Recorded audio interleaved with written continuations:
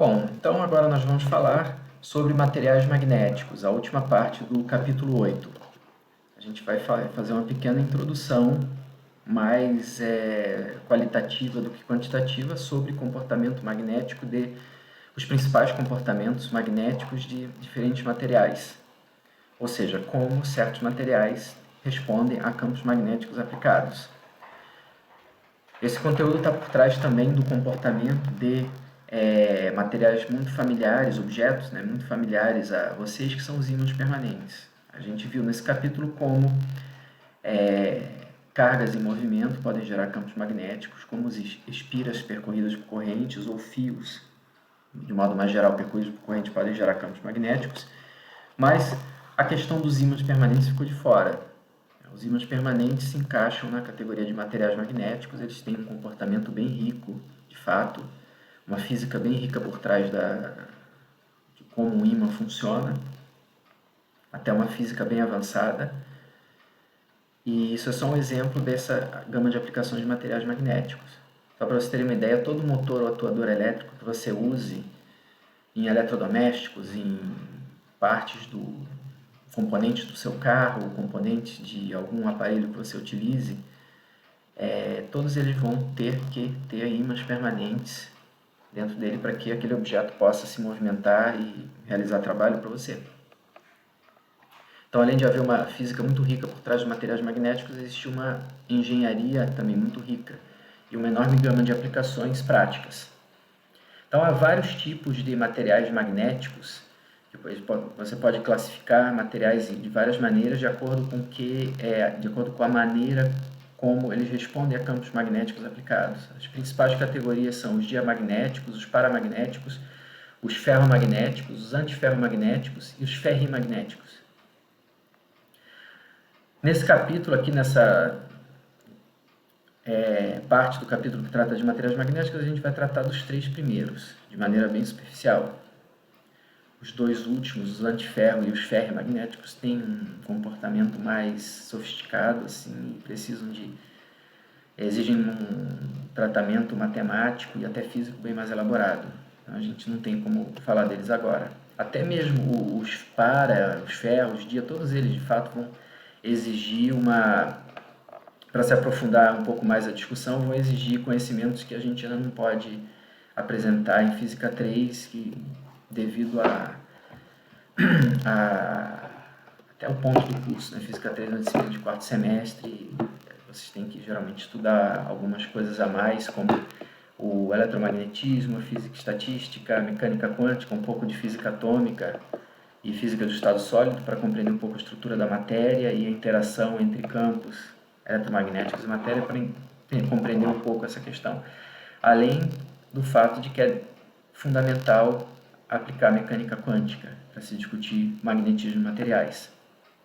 Tanto que a própria ciência, o estudo de magnetismo de materiais avançou bastante após os anos 20 e 30 do século 20, quando a mecânica quântica foi estabelecida.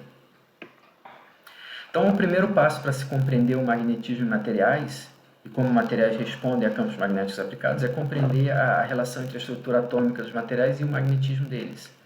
Então, a gente vai ver como a gente pode associar a um átomo um momento magnético devido simplesmente ao movimento dos elétrons nesse átomo. E, a partir disso, a gente vai ver como esse momento magnético responde a campos aplicados. Então, o modelo mais simples que a gente tem de um átomo é você considerar um núcleo muito pequeno, de carga positiva, esse núcleo a gente considera que ele está parado, e esse núcleo é circundado, possui um elétron orbitando ao seu redor, o elétron com carga negativa.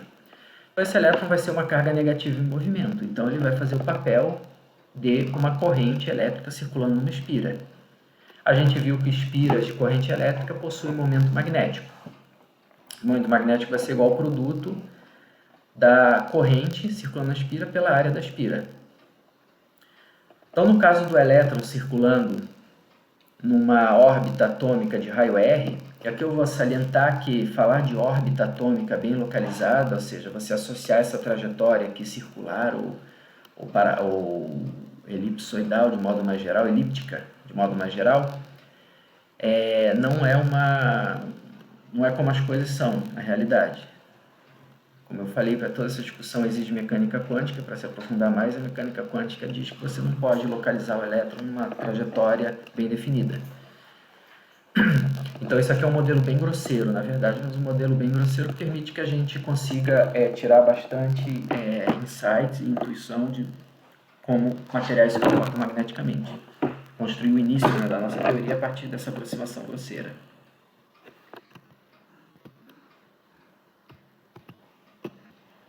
Então, um elétron descrevendo uma órbita atômica com raio R, o elétron tem carga igual a E, carga de módulo E, a carga elementar. A corrente elétrica, devido a esse elétron que aparece aqui na expressão do momento magnético, do momento de polo magnético, vai ser igual a carga dele dividido pelo T, que é o período da órbita. E a gente já viu que para um movimento circular uniforme, a gente considera que esse elétron está numa órbita circular, portanto, descreve um movimento circular uniforme. O período é igual a 2πr, o comprimento da órbita dividido por v, dividido pela velocidade. Esse é o tempo para se descrever uma órbita. Portanto, a corrente no momento de polo magnético E sobre t pode ser escrita como EV sobre 2πr. E a área dessa espira vai ser igual a πr². Então, simplificando a expressão, a gente chega ao módulo do momento de polo magnético de um elétron orbitando um átomo como EVR sobre 2. Carga dele vezes a velocidade escalar dele vezes o raio da órbita dividido por 2. Só que um objeto realizando um movimento circular, um corpo girando, possui momento angular. Aí existe uma relação fundamental entre momento angular em átomos e magnetismo. Isso é a pedra fundamental do magnetismo em materiais, a relação entre momento angular atômico, devido ao movimento dos elétrons, o momento angular intrínseco dos elétrons, a gente vai falar pouca coisa disso, uma propriedade chamada spin, e o magnetismo desses materiais. Então, o momento angular desse elétron orbitando o núcleo, nesse modelo vai valer, vocês viram em Física 1, a massa dele vezes o produto vetorial entre o vetor velocidade instantânea e o R, que liga o núcleo a ele, né? O vetor posição relativa dele em relação ao núcleo, por onde passa o eixo de rotação. Como você tem uma velocidade instantânea por que não? A caneta não funcionou. Tem uma velocidade instantânea assim, fazendo um ângulo de 90 graus com R, esse produto vetorial vai ficar simplesmente MVR, se você quiser. O módulo, né, desse produto vetorial vai ficar VR, o momento angular, seu módulo vai ficar MVR. E aparece VR aqui na expressão do momento de polo. Então a gente pode substituir esse VR por L, momento angular, dividido por M. E a gente chega numa expressão fundamental para o momento de polo magnético de um elétron orbitando um átomo. E sobre 2M vezes L. A constante de proporcionalidade entre o momento magnético e o momento angular se chama razão giromagnética. Isso não está no conteúdo dos livros de texto, mas é interessante saber para uma outra pessoa que vai se aprofundar nesses estudos. A razão giromagnética é a constante de proporcionalidade entre o momento angular e o momento magnético. Quando a gente lida com magnetismo de materiais, a gente fala geralmente momento magnético para falar do momento de polo magnético. Né? Só que num átomo você tem mais de um elétron orbitando. Então, o momento magnético no átomo vai corresponder corresponderia, né, uma soma vetorial de todos esses momentos magnéticos. Só que aí a coisa começa a se complicar bastante. Primeiro, porque esses momentos magnéticos são quantizados, ou seja, eles não possuem valores contínuos. Os valores deles não podem ser descritos por um número real, tipo 2, 2,1, 2,2, 2,3, mas eles têm valores precisos, múltiplos de um valor fundamental, né, múltiplos inteiros de um valor fundamental. E, além disso, a soma deles segue regras específicas, que são estudadas e abordadas no estudo de mecânica quântica. E, além disso, os elétrons, além de possuir um momento angular orbital, ou seja, devido ao movimento deles de órbita em torno do núcleo, eles possuem momento angular intrínseco, uma propriedade fundamental de toda partícula elementar chamada spin. Esse a gente não tem muito como explicar, é uma propriedade das partículas e corresponde a um momento angular intrínseco, ou seja, o próprio elétron, mesmo se ele estiver parado, ele tem momento angular. E isso contribui também de maneira significativa para o magnetismo de materiais. Okay? Então, o momento angular de um átomo vai ser a soma de todas essas contribuições. Tá? E, de modo geral, a expressão final para esse momento magnético, μ, vai ser E sobre 2m GL mais GLL mais GSS. Onde esse G se chama o fator de Landé e não, eu só estou mencionando para apresentar coisas de maneira mais completa, mas isso também não está no livro, é só para cultura geral de vocês. O momento de um átomo é dado por essa expressão, o E sobre 2m, o fator de Landé para o momento orbital, vezes o momento angular orbital, mais o fator de Landé para o spin, vezes o spin. Então, o momento angular, como a mecânica quântica diz que ele é quantizado em múltiplos de h sobre 2π, esse h é chamada constante de Planck, quem fizer física 4 vai ver isso, vai ver o que é a constante de Planck, como ela surge na teoria e tudo. Como esse momento angular é quantizado, o momento magnético também vai ser quantizado, ou seja, o que quer dizer quantizado? Quer dizer que ele é múltiplo inteiro de uma quantidade fundamental. E essa quantidade fundamental, o momento magnético fundamental, é chamado de magneton de Bohr, indicado por μb e vale 9,274 vezes 10 a menos 24 Joule por Tesla. Ok? Essa constante também é indicada pelo H cortado, o H sobre 2π, porque ela aparece muito, então ganha uma denominação própria. E você pode indicar isso aqui também por GL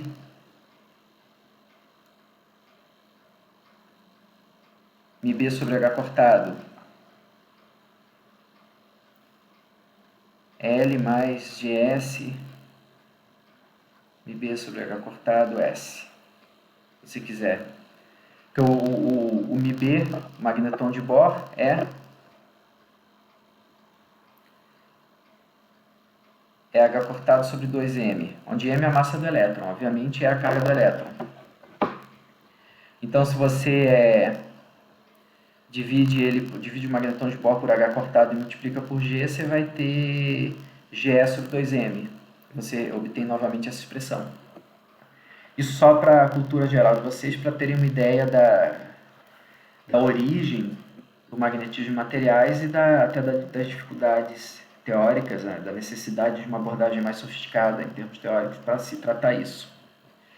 Então, até aí a gente está falando de magnetismo em átomos, um átomo isolado, só que a gente sabe que isso não existe. Todo material é constituído por um enorme número, de ordem de 10 a 23, 10 a 24 átomos ligados quimicamente, organizados numa estrutura cristalina regular.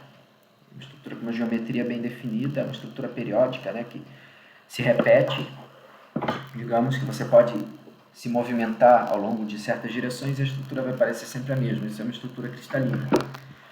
Os átomos estão dispostos dessa forma. Então, isso também vai impactar de maneira significativa as propriedades magnéticas dos materiais. Até aqui a gente está discutindo o magnetismo no átomo. O magnetismo no material, que é composto por 10 a 23 átomos, vai ter contribuições da estrutura cristalina, por exemplo, qual a geometria da estrutura, como os átomos estão ligados quimicamente entre si, tudo isso vai influenciar significativamente. E aí entra a necessidade ali na mecânica quântica da física do estado sólido, uma disciplina que estuda exatamente essas estruturas regulares de átomos que formam materiais, metais, semicondutores e outros materiais. Então é um estudo bem elaborado, bem interessante e bem rico. Então, as três principais categorias que a gente pode classificar materiais, de acordo com a resposta deles a campos magnéticos aplicados, são diamagnéticos, paramagnéticos e ferromagnéticos. Além disso, existem os ferrimagnéticos e os antiferromagnéticos, mas esses são muito complexos para a gente discutir aqui. Qual a diferença principal entre os três? Num diamagnético, do ponto de vista microscópico, Um material diamagnético possui átomos que possuem momento magnético total nulo. Lembra que eu falei que você soma o momento magnético no átomo vai ser a soma vetorial de todos os momentos magnéticos dos seus elétrons, levando em consideração o momento orbital e o momento de spin. Um diamagneto é um material em que esse momento magnético total é zero no átomo. Se você pensar na estrutura atômica, na estrutura eletrônica do átomo, você vai ter todos os elétrons emparelhados. Vou mencionar brevemente o que quer dizer isso. Num material paramagnético, no paramagneto, você vai ter átomos que possuem um momento magnético total não nulo. Você vai ter alguns elétrons desemparelhados na estrutura deles.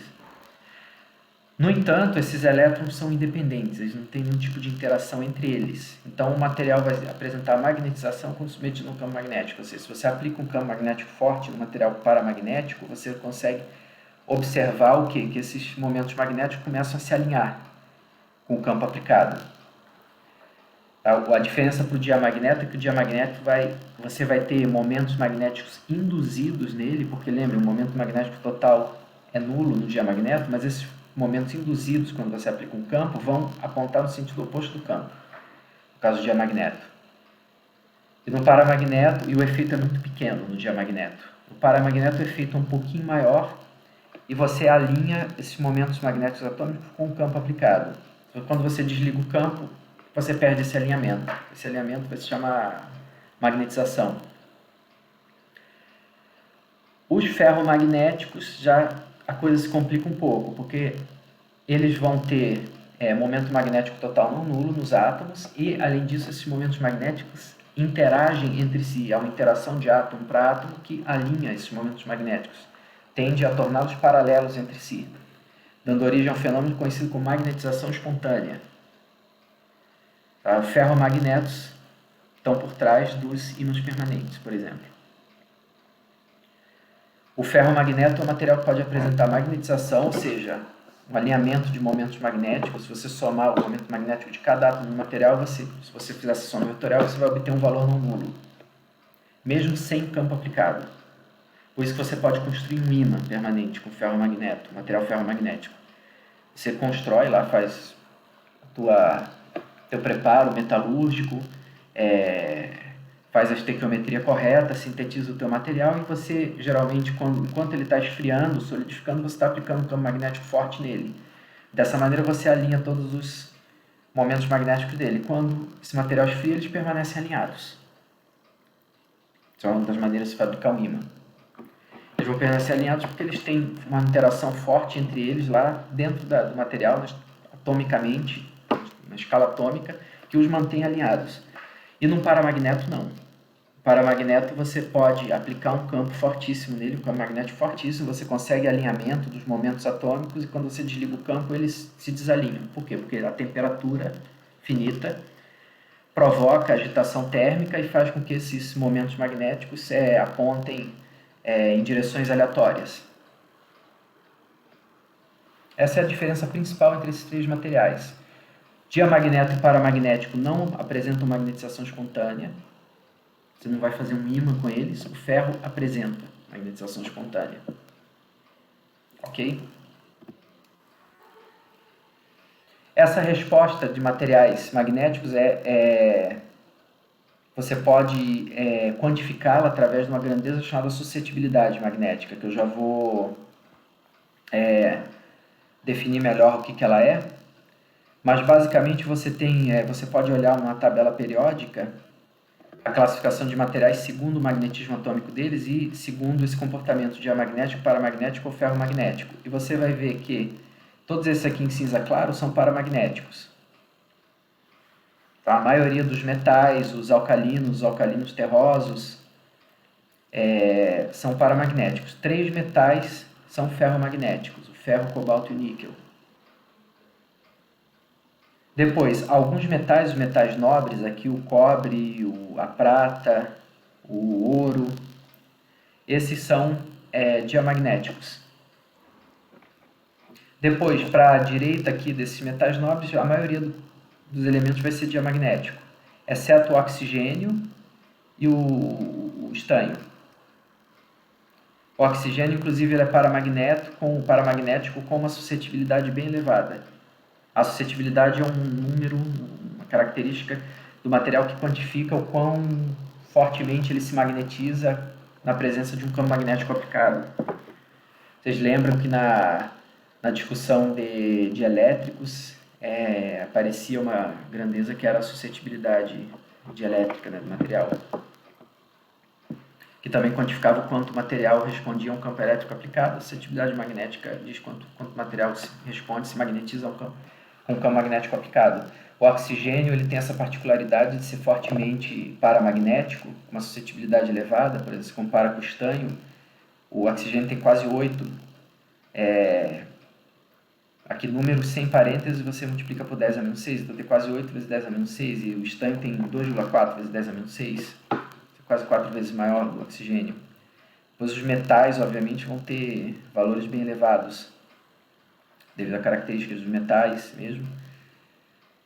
O oxigênio é interessante que você tem um ímã bem forte, você derrama oxigênio líquido nele, você vê que o oxigênio líquido se acumula no polo do ímã. Isso é uma coisa bem interessante de se ver. Exatamente pelo fato de que ele é paramagnético, pode ser atraído pelo ímã. Então, só para dar uma ideia dessa relação entre a estrutura eletrônica no átomo e o comportamento magnético dele. Vamos pegar um átomo paramagnético, o cromo, está aqui. O cromo tem D1, D2, D3, D4. Então ele vai ter uma estrutura eletrônica, ele vai ter ele vai ser argônio a 3D5, 4S1. Um elétron de camada S vai para D. Uma particularidade de que a camada 3D dele vai tender a se completar com o elétron da camada 4S. Isso faz com que o cromo tenha 5 elétrons desemparelhados. Na camada D, esse elétron no orbital 4S é um elétron deslocalizado. Isso, a gente não vai discutir isso. É um elétron que não tem uma localização bem definida, que viaja pelo material como parte do caráter metálico dele. Esses 5 elétrons são exatamente aquela questão de elétrons desemparelhados que eu mencionei anteriormente. Eles são desemparelhados por quê? Porque eles estão sozinhos nos orbitais.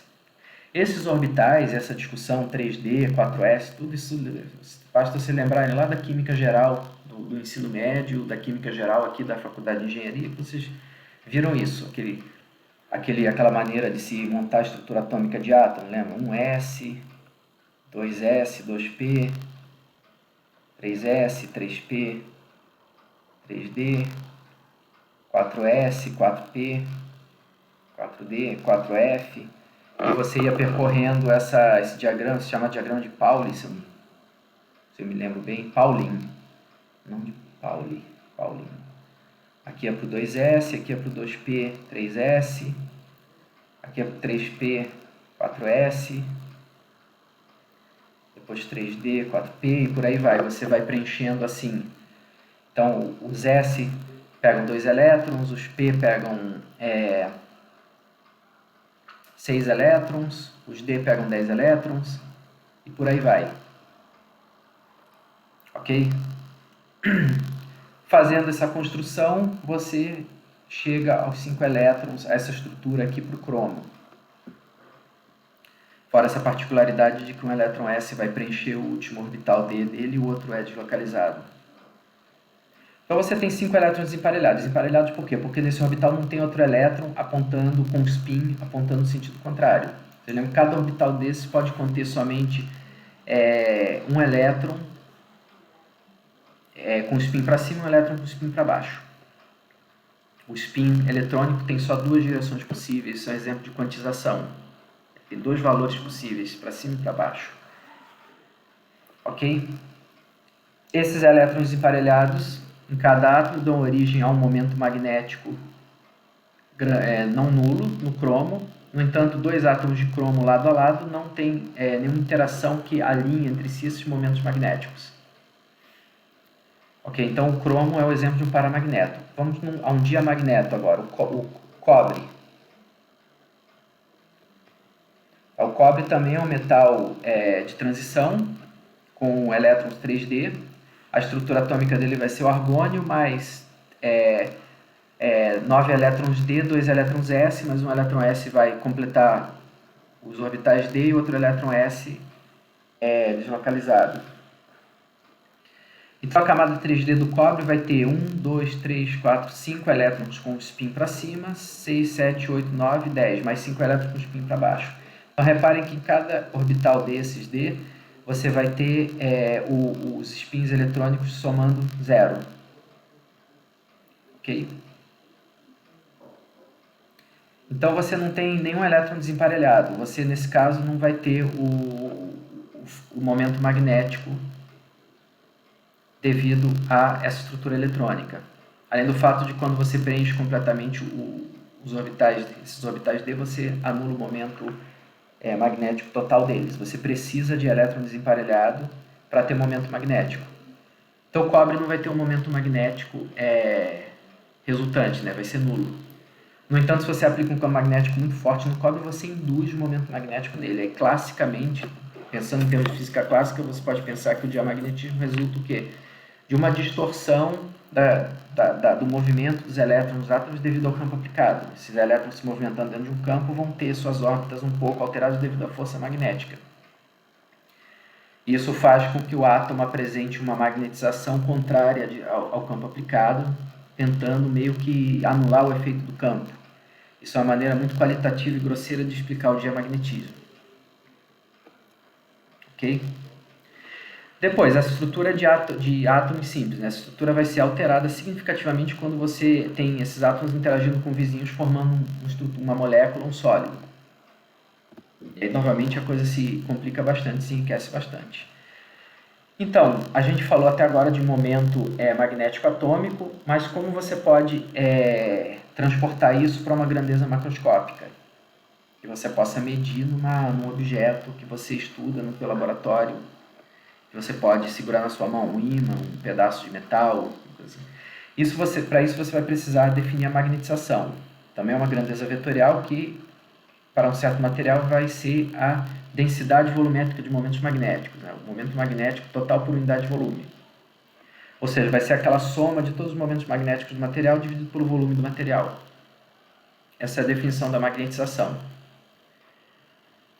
Ok? E um objeto que tem magnetização, principalmente se ele tiver magnetização espontânea, ou seja, composto por átomos que têm momento magnético que não nulo. Esses momentos magnéticos vão... Vocês lembram? A gente começou a discussão definindo esse momento magnético atômico a partir de uma analogia com uma espira. A gente viu nesse capítulo 8 que espiras produzem campo magnético, proporcional ao momento magnético. Então, no material desse também, se ele tem magnetização finita, ele está produzindo um campo em torno dele que é proporcional a essa magnetização, em analogia à espira que a gente estudou no capítulo. Tá? E a gente pode verificar que, de fato, o campo do material é igual a μ0 vezes a magnetização m do material, ou seja, a densidade de momentos magnéticos dele. Se vocês lembrarem, a unidade do μ0, as unidades do μ0 são Newton segundo ao quadrado por Coulomb quadrado. Isso aqui também é equivalente a Newton por ampere quadrado. A unidade do m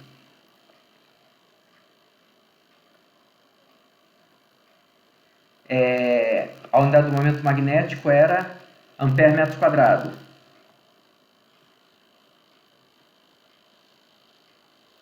A unidade do V é o metro cúbico.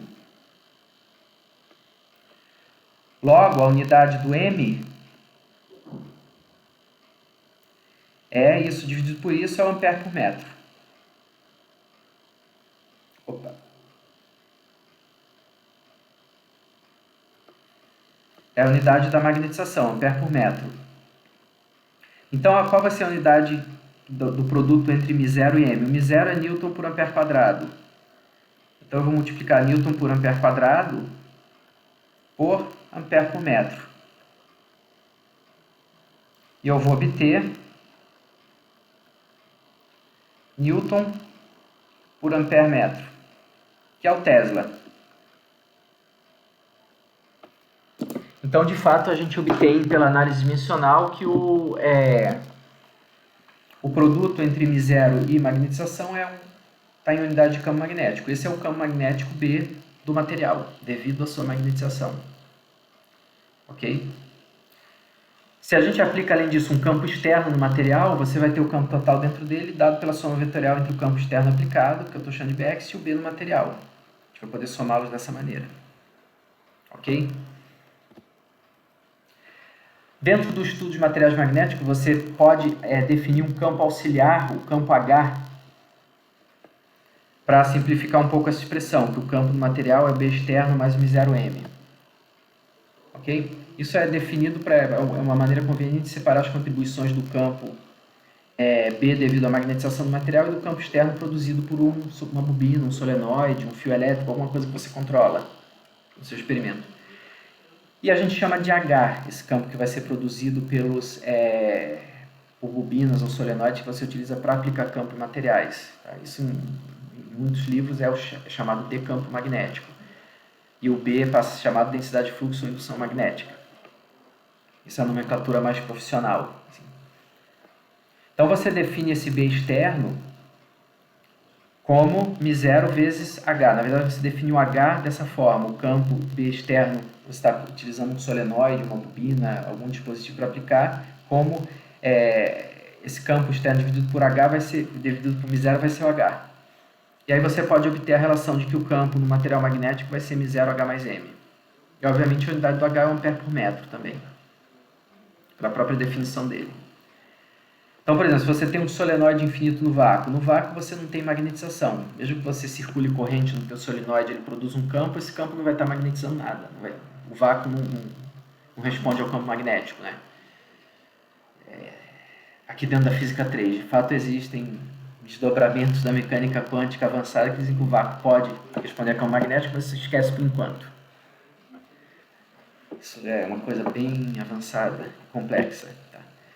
Para a gente aqui o vácuo não é magnetizado, não responde a campo magnético, logo um solenoide no vácuo vai ter o campo B dele só igual a μ0NI. A gente viu isso no capítulo, né? O μ0 é a permeabilidade do vácuo, esse Nzinho é a densidade de espiras e o I é a corrente circulando das espiras. Dividindo por μ0 a gente obtém o H igual a NI. Esse campo dado por NI, por um solenoide infinito no vácuo. Né? A expressão simplifica mais ainda. Se você colocasse um material no interior do solenoide, você teria o B dado por μ0NI mais μ0M. Ou seja, μ0H mais μ0M. Vocês reparem que daí a gente vê que o campo do solenoide sem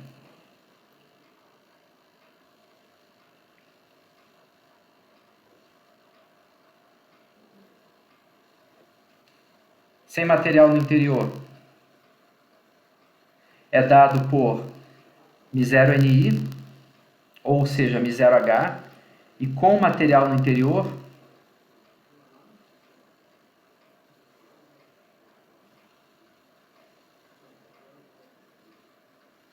com material que apresenta magnetização no interior vai ser μ0H mais μ0M, ou seja, o campo é maior. Por isso que você coloca, você utiliza eletroímãs, você coloca uma tora, tarugo de ferro, mesmo, ferro doce, geralmente ferro fundido, no interior de uma bobina para produzir um campo mais forte. Por quê? Porque a magnetização do ferro vai produzir um campo interno que vai se somar ao campo devido à corrente circulando na tua bobina e você consegue um campo mais forte. Isso é o famoso eletroímã. Que se usa em laboratório, que se usa no ferro velho, por exemplo, para pegar sucata pendurada e jogar em outro lugar. Isso é o eletroímã, um solenoide onde você colocou um núcleo de ferro nele. Por quê? Porque isso vai aumentar o campo produzido por ele por um fator μ0m na magnetização do núcleo. Ok? Então, a partir dessas definições, a gente pode falar um pouco mais de diamagnetos e paramagnetos. Né? Esses materiais, quando submetidos a um campo externo H, o que é o campo externo H? É o campo produzido por correntes num solenoide. Eles vão apresentar uma magnetização proporcional a esse campo. A magnetização M é uma constante vezes H, e essa constante aqui se chama suscetibilidade magnética. Que apareceu aqui lá naquela tabela periódica onde a gente via quem era paramagnético, quem era ferromagnético. A suscetibilidade vai ser o quê? Vai ser a constante de proporcionalidade entre a magnetização do material e o campo externo H aplicado nele. E a diferença entre o comportamento para e diamagnético vai estar no sinal do que, da suscetibilidade. A suscetibilidade positiva te dá um paramagneto. A suscetibilidade negativa vai te dar o diamagneto. Ou seja, num diamagneto, o campo externo vai orientar momentos magnéticos antiparalelamente ao campo aplicado. No paramagneto, os momentos magnéticos vão se alinhar paralelamente ao campo aplicado. É aquilo que eu já falei, no diamagneto você tem elétrons emparelhados, você tem momento total nulo nos átomos, mas o campo aplicado distorce esse movimento orbital dos elétrons nos átomos, de modo que você vai ter um momento induzido e ele vai apontar no sentido contrário do campo aplicado. Daí a suscetibilidade negativa. É uma situação meio paradoxal, você aplica um campo no material e você magnetiza ele no sentido contrário. Isso é muito, muito fraco, esse efeito. Já no paramagneto, os momentos magnéticos não são nulos, no entanto, eles não têm interação entre eles, fazendo eles se alinharem. A agitação térmica faz com que, na média, o momento total magnético do material seja nulo, no entanto, quando você aplica um campo, você vai vencendo essa agitação térmica e alinhando os momentos. E você consegue magnetizar o material de maneira proporcional para campos não muito fortes, de maneira proporcional ao campo aplicado. E a proporcionalidade é o que? A suscetibilidade. Essa suscetibilidade no paramagneto vai depender da temperatura, vai ser inversamente proporcional à temperatura. É um resultado também muito importante, chamado lei de Curie. Mas basicamente no diamagneto você tem campo externo aplicado nulo, solenoide desligado, você não tem momento nenhum no material. Você liga a corrente no teu solenoide, aplica o campo no material, você vai ter os momentos magnéticos apontando no sentido contrário. No paramagneto você tem uma situação assim, tudo os momentos orientados aleatoriamente, momento total nulo, e quando você aplica campo, você alinha eles, vence um pouco a agitação térmica e consegue alinhá-los. Ok? Então, esse quadro dá algumas suscetibilidades. O bismuto é o material com a suscetibilidade diamagnética mais forte, né? O comportamento diamagnético mais forte é o bismuto, a maior suscetibilidade. O bismuto e o mercúrio também. Chumbo, bismuto e mercúrio são os mais diamagnéticos. Prata também. Mas mesmo assim o efeito é bem fraco. Aí no caso aqui dos paramagnetos, o cromo é um dos mais fortes, o nióbio, a platina é bem paramagnética, o manganês também é bem paramagnético. Só para ter como exemplo de algumas quantidades dessas. Então, a gente pode fazer algumas manipulações em cima disso. Se a gente substitui naquela expressão que a magnetização é suscetibilidade vezes H, tá? A gente substitui essa expressão no B, o campo B no material, o campo magnético B igual a μ0H mais M, a gente vai ter que o B é μ0, 1 mais QH. Só substituir esse M por QH. Esse μ0, 1 mais Q, é definido como permeabilidade magnética do material. Ok? A permeabilidade, a gente usa o Mi também, até o Sears, por exemplo, diz que tem que prestar muita atenção para não confundir o Mi de permeabilidade com o Mi de momento magnético, mas é que a gente fica sem letrinhas, né, para chamar as coisas. Essa permeabilidade é igual a μ0, 1 mais Q. Se a gente divide a permeabilidade pelo μ0, a gente vai ter 1 mais Q. A gente pode chamar também de μr, a permeabilidade relativa.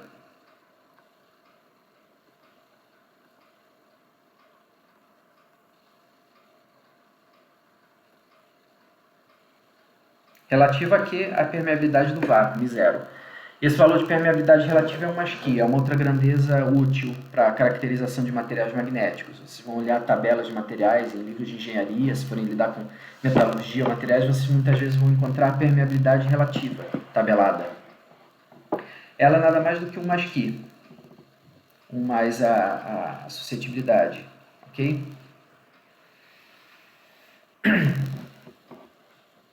Ok? Reparem que a suscetibilidade ela é adimensional, né? Eu não mencionei isso.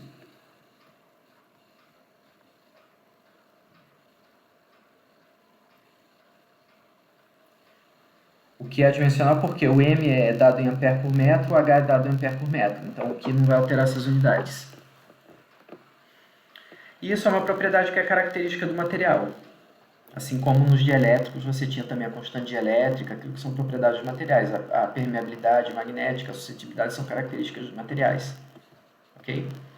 Depois, a suscetibilidade do material depende criticamente da temperatura. Isso foi um resultado muito importante obtido no século XIX, no final do século XIX, por um grande cientista, Pierre Curie. É chamada lei de Curie, que diz que a suscetibilidade é uma constante, a constante de Curie dividido por T. Então, só como exemplo, uma maneira de se caracterizar paramagnetos é fazer a medida de magnetização deles em função de campo, mas aí plotar o resultado pelo campo externo aplicado dividido pela temperatura. E você, para várias temperaturas, vai ter que ter o valor da sua magnetização sempre caindo sobre a mesma curva, dado por uma outra lei, que aí não tem como a gente discutir aqui, a equação de Brillouin, de Langevin. Okay? São resultados importantes que permitem que você estude e caracterize materiais magnéticos. Depois, nessas curvas que se mostra a magnetização do material em função do campo magnético aplicado, vocês reparam outro fato interessante. Existe linearidade, um comportamento aproximadamente linear aqui no início da curva, com o campo, né? A gente viu que M é igual aqui a H, mas, à medida que o campo vai ficando mais forte, o material vai saturando. O M não varia mais com o campo, não aumenta mais. Isso se chama saturação. Por quê? A saturação. Porque você tem o processo de magnetização do paramagneto envolve você ter vários momentos magnéticos apontando em direções aleatórias e o campo vai forçando eles a ficarem paralelos, né? A direção do campo aplicado. Esse campo aplicado vai girando eles na direção do campo. A temperatura está tentando desalinhá-los, mas eles vão ficando alinhados com o campo. Quando você alinha todo mundo com o campo, você não pode mais magnetizar o material. Você chegou a um valor máximo de momento magnético total no teu material. A magnetização é esse valor dividido pelo volume e esse valor não pode aumentar mais. Você alinhou todo mundo. Isso é chamado de saturação do material. Uma curva de magnetização em função do campo vai chegar uma hora que ela vai ficar horizontal. Isso ocorre para campos bem elevados, geralmente, para materiais paramagnéticos. Se você quiser saturar um paramagneto a temperatura ambiente, você vai ter que ir para campos de vários Tesla ou acima de 10 Tesla ou mais. Assim, temperatura ambiente. Já em baixa temperatura, olha a lei de Curie, a suscetibilidade para baixa temperatura, para o T pequeno, a suscetibilidade aumenta e você consegue magnetizar mais facilmente o material. Por isso, o estudo de materiais magnéticos é intimamente ligado ao estudo de baixas temperaturas. Geralmente você vai ter um laboratório de baixas temperaturas onde se estuda materiais magnéticos. Você tem que trabalhar a temperatura também para caracterizar bem o material. Descobrir se ele é um paramagneto, se ele obedece à lei de Curie, se ele tem esse comportamento de saturação. Você precisa sempre abaixar a temperatura para realizar as medidas. E, finalmente, a gente chega no ferromagnetismo. O ferromagnetismo é o comportamento magnético mais complexo que a gente vai mencionar aqui muito superficialmente. Okay? O ferromagneto é um material. Vocês lembram lá da tabela periódica que eu mostrei antes que você tinha 3 átomos que apresentam ferromagnetismo: ferro, cobalto e níquel. O que caracteriza um ferromagneto? Átomos com momento magnético não nulo e que interagem entre si através de uma interação que tem origem puramente quântica, chamada interação de troca. Essa interação faz com que os momentos magnéticos desses átomos fiquem paralelos um ao outro, se alinhem. É a chamada magnetização espontânea. Os ferromagnetos vão ter permeabilidade magnética muito alta. Se você, com um campo aplicado pequeno, geralmente você já consegue magnetizar bastante o material. Isso quer dizer uma permeabilidade elevada. E eles vão apresentar magnetização espontânea. O que quer dizer isso? Quer dizer que para campo aplicado nulo, você tem magnetização diferente de zero. Além disso, o comportamento da magnetização do material com o campo aplicado apresenta a chamada esterese. A curva de magnetização tem um comportamento altamente não linear e que depende da história do material, ou seja, depende de em qual sequência, de que maneira você aplicou campos nele. Você aplicando campos de maneira diferente, em taxas, variando o campo rapidamente ou mais devagar, indo até um certo valor e desligando, indo a um valor mais alto e desligando, você vai obter magnetizações diferentes no material. Isso é um comportamento não linear bem complexo e característico de ferromagnetos. A magnetização depende da história. Num paramagneto, não. Num paramagneto, essa curva vermelha aqui, ela é reversível. Vamos apagar o meu rabisco? Essa curva vermelha é reversível. Significa que se eu parto de um campo aplicado nulo, o que aconteceu aqui? E vou aumentando o campo, vou aumentando aqui minha magnetização até que eu chego na saturação. Se eu for desligando esse campo, eu vou voltando ao longo exatamente dessa curva, se eu for medindo isso, vou voltando e volto para o zero. Para o outro lado também, se eu aplicar um campo negativo, eu vou assim, vou fazer assim. E se eu for desligando esse campo, reduzindo progressivamente esse campo, eu vou voltando por cima da curva exatamente até o zero. Ou seja, eu tenho reversibilidade. A minha magnetização não depende da história do campo aplicado, o comportamento é bem mais simples. No caso do ferromagneto, eu vou ter uma situação assim. Depois eu vou ter uma figura melhor, mas se eu tenho o campo H aplicado, eu meço M. Digamos que o material tem magnetização inicial nula.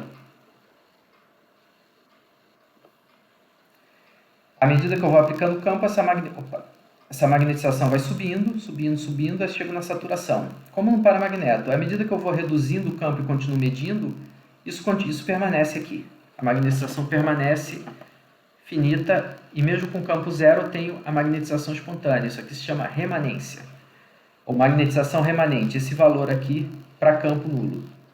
Eu tenho que continuar aplicando o campo no sentido negativo para zerar a magnetização do material.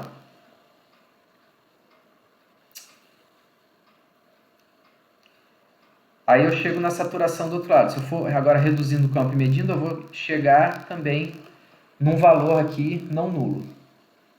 Eu vou ter uma remanência agora negativa. Eu vou ter que continuar aplicando esse campo para voltar aqui para o meu valor de saturação para campo positivo. Isso essa curva se chama curva de Terese, ou ciclo de Terese.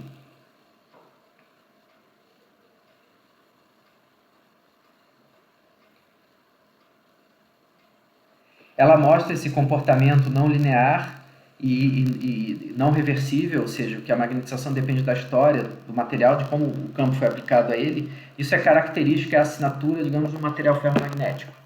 E essa curva ela é resultado de uma série de fenômenos extremamente complexos, de eletromagnetismo, de mecânica quântica e de física estatística. Tem várias coisas acontecendo ao longo dessa curva. Tá? Uma das particularidades do material ferromagnético é que ele apresenta domínios. Você tem regiões do material, por exemplo, se você tem um ferro, para onde um núcleo de transformador, uma placa de ferro, essa placa de ferro, ela não vai ser toda magnetizada com direção e sentido bem definidos. Essa placa vai ter algo desse tipo. Ela vai ter uma região aqui onde você tem a magnetização aqui, uma região aqui onde você tem magnetização aqui, uma região aqui onde você tem magnetização aqui, aqui, aqui.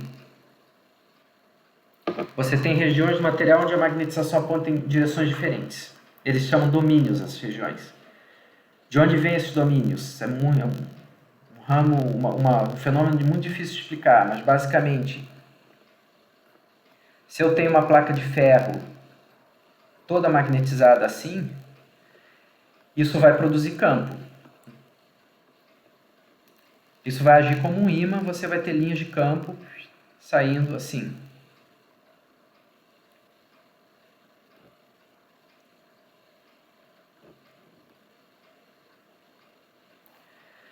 Ok? É como se você tivesse um polo norte aqui, o polo sul aqui do teu ímã.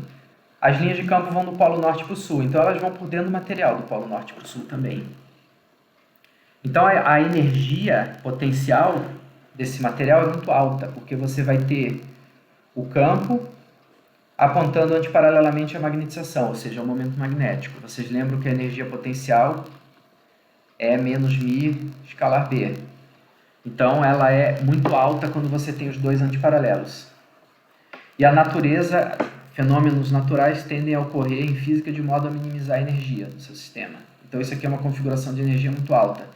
Como material, que recurso o material encontra para minimizar a energia? Ele encontra o recurso de a magnetização ir se orientando dentro dele, sob o efeito desse campo que se chama campo desmagnetizante, de modo que forma domínios, de modo que você tem linhas de campo que vão geralmente circular, né? Na verdade, essa seta aqui azul eu devia ter desenhado ela assim.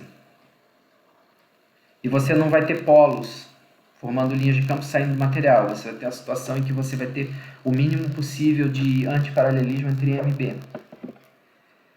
Isso aí é uma coisa extremamente difícil de se calcular. O cálculo de estrutura de domínios, que começou a ser feito a partir da década de 30 e 40 do século XX, com aplicações tecnológicas na época para gravação magnética e fabricação de armamentos, o cálculo de uma estrutura de domínio só é possível para situações extremamente simples e simétricas e que não existem na realidade. Você pode calcular analiticamente para cilindro infinito, para esfera, se eu não me engano, uniformemente magnetizada, acho que também, e só isso. Todas as outras situações você precisa de cálculo numérico, você precisa de um computador, rodar uma simulação, um processo iterativo que vai repetindo uma conta até minimizar uma energia e você obter dentro do teu material a estrutura de domínios.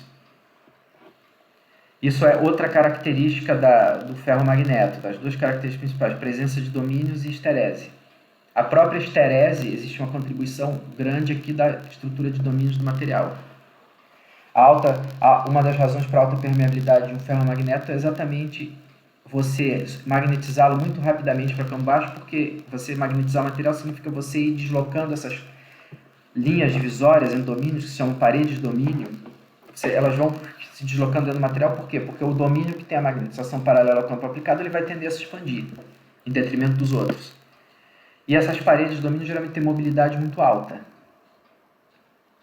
Então você rapidamente magnetiza o material. Aí chega uma hora que fica mais difícil magnetizar o material, porque aí você vai ter que girar a magnetização dele no sentido do campo aplicado.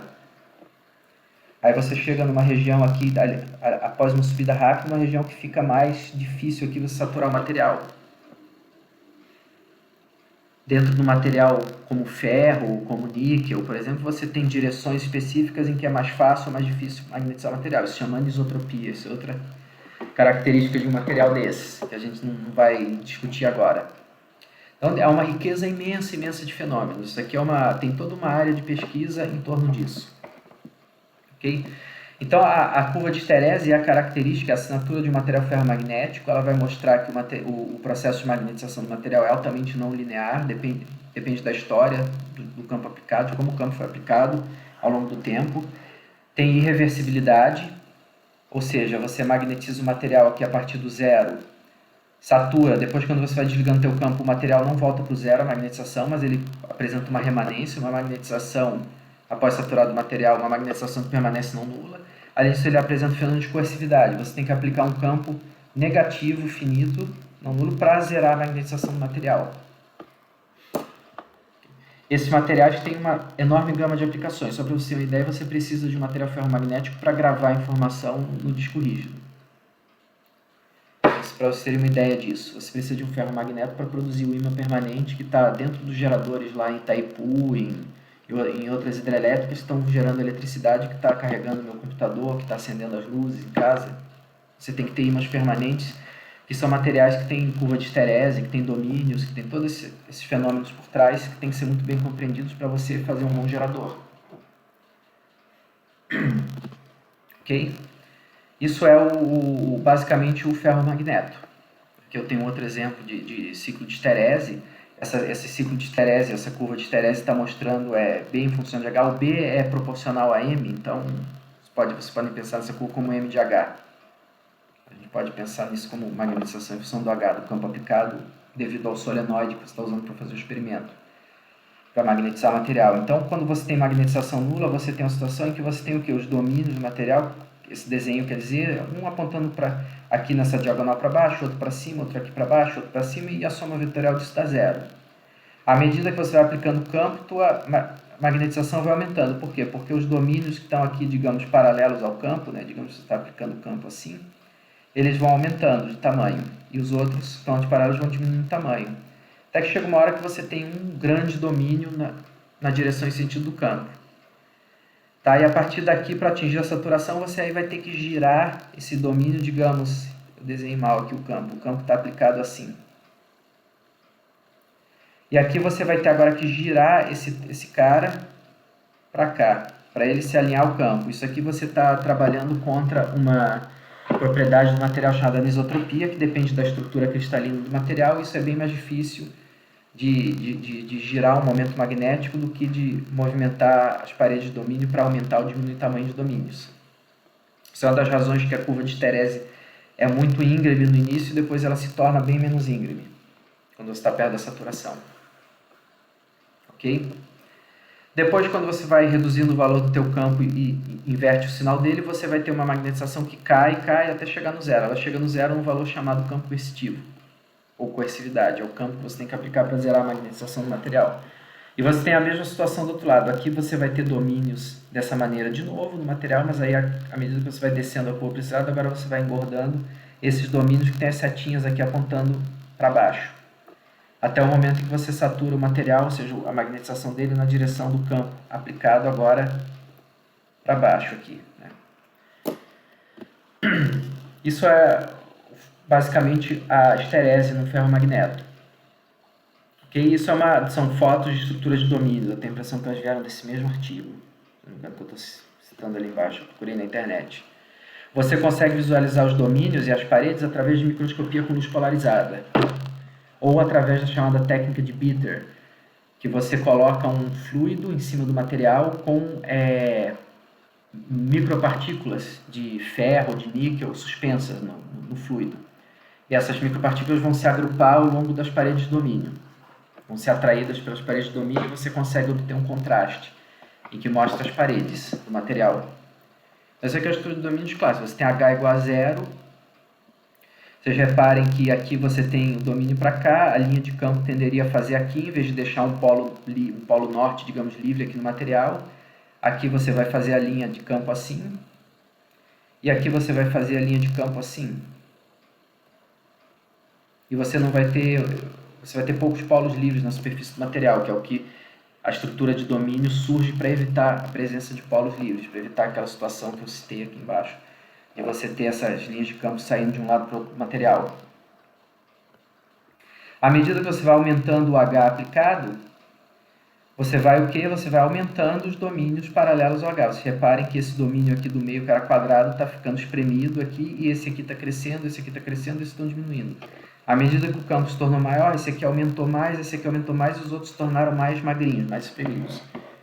Até a hora que você satura o material completamente. Okay? Então no final tem um filminho aqui interessante para mostrar uma situação em que, vamos ver se ele roda, você tem um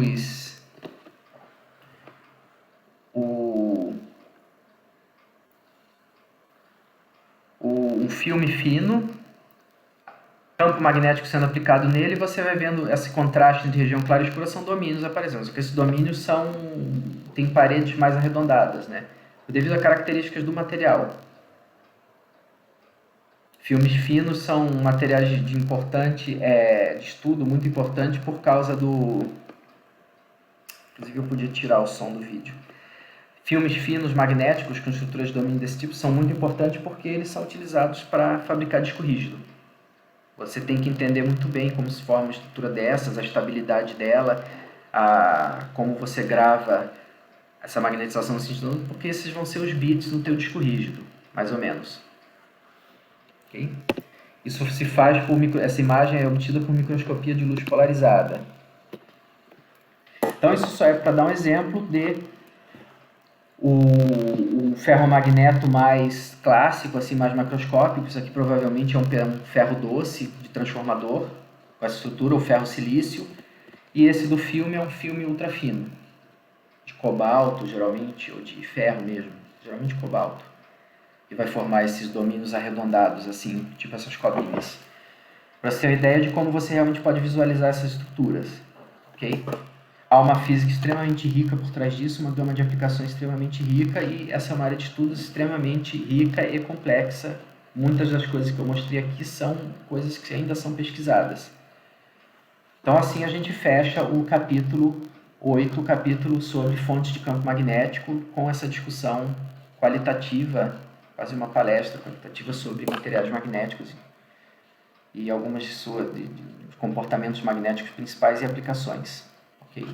Então, agora, na próxima parte do curso, a gente entra no último módulo, que vai tratar de indução, e indutância, indutores e corrente alternada.